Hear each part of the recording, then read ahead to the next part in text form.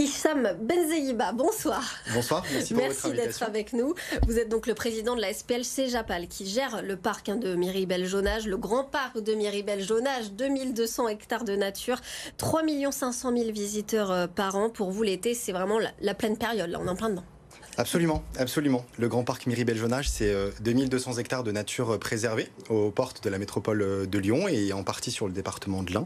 Et effectivement, c'est des week-ends où il y a une forte affluence, vous venez de l'indiquer avec les températures caniculaires qu'on a en ce moment, et on a effectivement jusqu'à 50 000 personnes sur le site.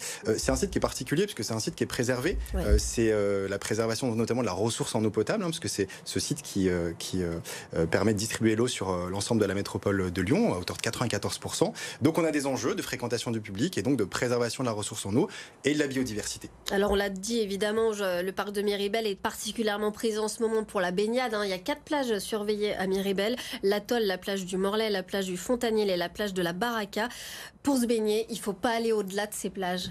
Absolument, et vous faites bien de le répéter, et si je suis là, je vais en profiter pour le répéter à nouveau. On a la chance d'avoir donc un site qui est absolument unique, avec donc 4 plages, vous l'avez dit, dont 3 plages qui sont en accès libre et qui sont très bien desservies, puisque j'ajoute que cette année, donc Citral Mobilité a amélioré la desserte en transport en commun, et donc on peut venir de 4 points de l'agglomération, de la gare de Vèze, de la gare de Vénissieux, de Rieux-la-Pape, et puis de Vaux-en-Velin-la-Soie, pour justement profiter de ces espaces.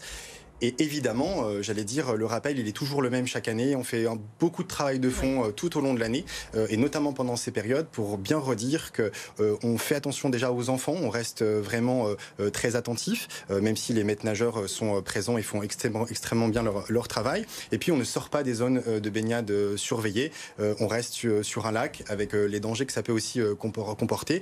Donc, on appelle vraiment à la responsabilité en fait de chacun, et surtout des parents, pour pouvoir rester très vigilants. C'est très dangereux en fait de se baigner dans le lac en dehors de ces espaces surveillés. Il y a des noyades, il y en a encore une, il n'y a pas plus tard que la semaine dernière. C'est très dangereux. Oui, absolument. Surtout que c'est tentant avec ces températures. On a envie il n'y a pas beaucoup d'eau. On se dit, bon, il n'y a pas forcément de danger, mais si, il y a du danger. Absolument. Et le danger, j'allais dire, est partout. Et l'intérêt, c'est justement de rester dans ces zones surveillées pour que vous puissiez, que tout un chacun puisse bénéficier de la baignade dans des bonnes conditions.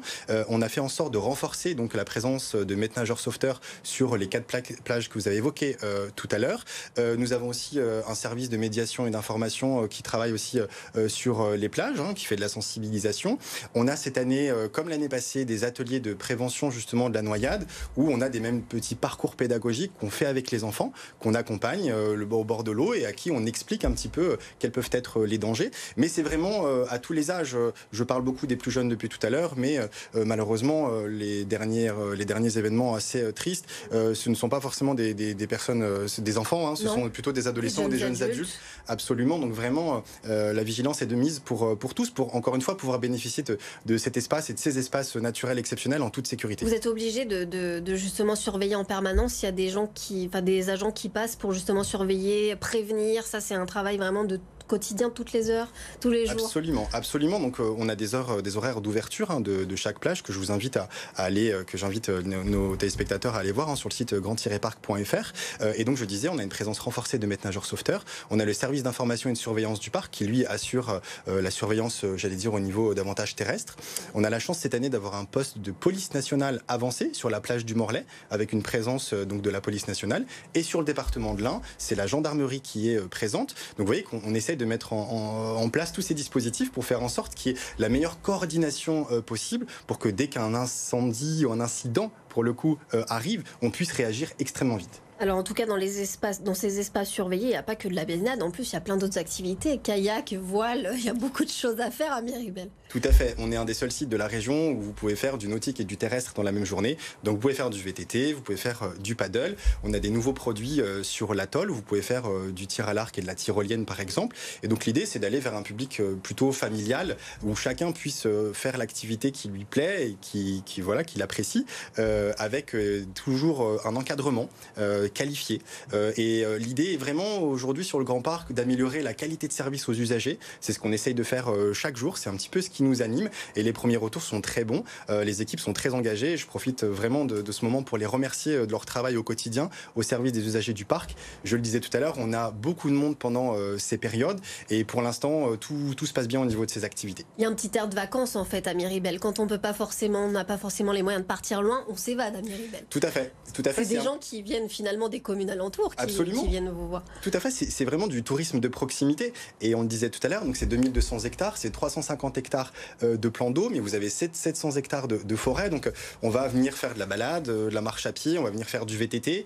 On va venir aussi profiter de l'ILOS, qui est un centre d'éducation à l'environnement, qui est sur le territoire du Grand Parc, avec des jardins pédagogiques notamment. Et ce site est aussi ouvert en accès libre au grand public. Et j'invite celles et ceux qui nous écoutent à le visiter, parce que c'est absolument exceptionnel. Et on a vu aussi un autre effet, c'est celui du confinement des années passées, qui a fait que les gens vont de plus en plus loin dans le parc et donc découvrent des endroits qui étaient peut-être un petit peu méconnus jusque-là. Et on voit un petit peu la richesse un petit peu du parc, sachant que notre travail quand même reste de conserver un équilibre entre justement cette pression du public et les équilibres qu'on doit préserver. Oui, c'est un espace qui est protégé, quoi. Absolument, c'est un espace qui est classé Natura 2000 avec une biodiversité très importante. Et donc l'enjeu, comme je le disais, ça va être de garder un équilibre entre la pression du public d'un côté et la nature à préserver de l'autre. Donc si on veut pas se baigner, en tout cas, on peut aller se promener dans des espaces ombragés, préservés.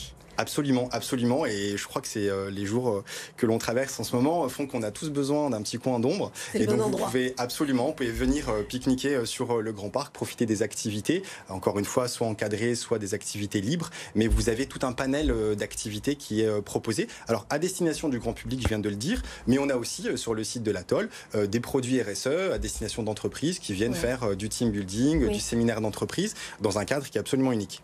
Alors on a aussi évidemment, vous en avez un petit peu parlé, mais il y a la tentation de faire des barbecues, ça aussi vigilance. Absolument, on a des zones qui sont bien déterminées. Je rappelle que les feux au sol sont interdits. On le sait bien parce que c'est une période de canicule, mais c'est aussi une période de sécheresse avec des sols qui sont extrêmement secs et qui sont éventuellement propices à des départs de feu. Donc on a tout un travail qui est réalisé par la médiation. Je le disais, on a des médiateurs qui sont sur le terrain, à pied, à vélo et qui passent tout au long de la journée pour sensibiliser les usagers. Tous les feux au sol sont interdits. Les barbecues sont autorisés sur certaines zones seulement. Et là, encore une fois, j'en appelle vraiment à la responsabilité des uns et des autres pour respecter ces règles-là et faire en sorte que tout se passe pour le mieux.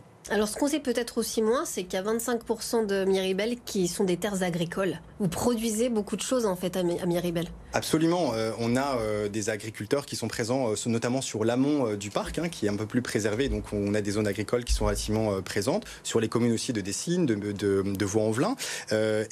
On a donc des liens assez forts parce que l'intérêt, au-delà du Grand Parc et de la ressource en eau que j'évoquais tout à l'heure, c'est aussi celle de l'alimentation. Et donc, il y a un travail qui est réalisé avec ces agriculteurs pour faire en sorte que l'on puisse travailler ensemble à des approvisionnements en circuit court. On a un label aujourd'hui sur le Grand Parc qui s'appelle les saveurs du Grand Parc et donc vous pouvez venir par exemple acheter du miel qui est réalisé sur le territoire du Grand Parc. Donc on peut se régaler. On peut se régaler, on peut se baigner, on peut faire de la voile, du kayak, on peut faire plein de choses. Je vous invite à découvrir tout ça sur le site du Grand Parc de Miribel-Jonage.